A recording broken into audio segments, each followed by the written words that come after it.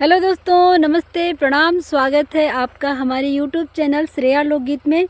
तो दोस्तों, आज एक हम सोहर गीत लेके आपके सामने प्रस्तुत हैं। यदि गीत अच्छा लगे तो लाइक कर दीजिएगा और चैनल पर नए हैं तो सब्सक्राइब भी कर लीजिएगा। चलिए गीत शुरू करते हैं।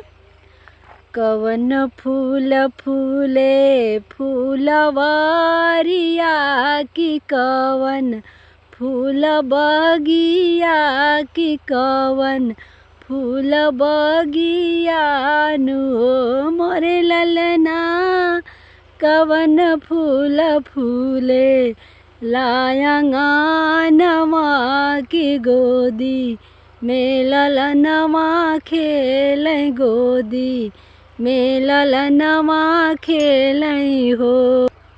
मोरे ललना कवन फूल फूले लायंगानवा की गोदी में ललनवा खेलै गोदी में ललनवा खेलै हो। बेला फूल फूले फूलवारिया की, गेना फूल बगिया की, गेना फूल बगिया हो।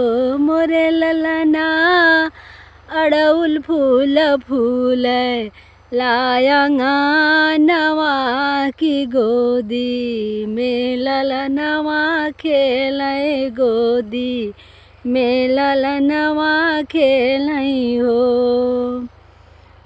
के मांगे हाथे कंगनवा की, केई या झुलनिया की, केई या झुलनिया नु मोरे ललना के मांगे गरवा के हारवा की गोदी में ललनवा खेलै गोदी में ललनवा खेलै हो।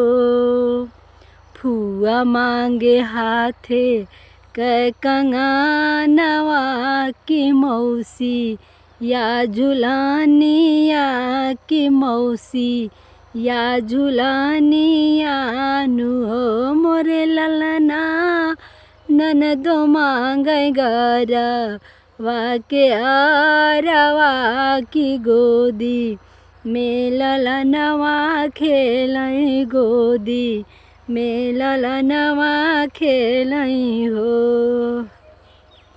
दादी जी तकजरा लगावई, अचरा ओढ़ावई, अचरा ओढ़ावई हो। मोरे ललना लाली रे पलंगिया सुतावै की, पोता कही बोलावै की, पोता कही बोलावई हो।